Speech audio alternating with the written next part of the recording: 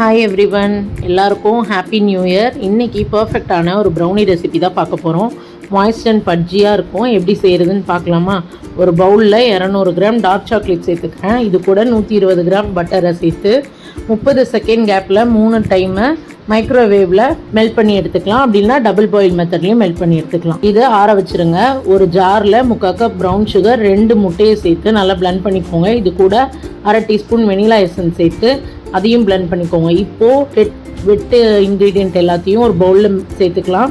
இது கூட அரை cup maida, 2 tablespoon cocoa powder, pinch salt, pinch baking powder இதை சேர்த்து நல்லா மிக்ஸ் பண்ணிக்கலாம். இப்போது ஒரு பேக்கிங் ட்ரேயில் பட்டர் பேப்பர் லைன் பண்ணி வச்சுருக்கேன். இதில் நம்ம மிக்ஸ் பண்ணி வச்சுருக்க பேட்டரை சேர்த்து டாப்பிங்ஸு உங்கள் விருப்பம்தான். நான் இன்றைக்கி சாக்லேட், மில்க் சாக்லேட்டும் சாக்கோ சிப்ஸும் சேர்த்துருக்கேன். மேலே நட்ஸ் பவுடர் சேர்த்துருக்கேன். இதை 170 டிகிரியில் 25 மினிட்ஸ்க்கு பேக் பண்ணி எடுங்க.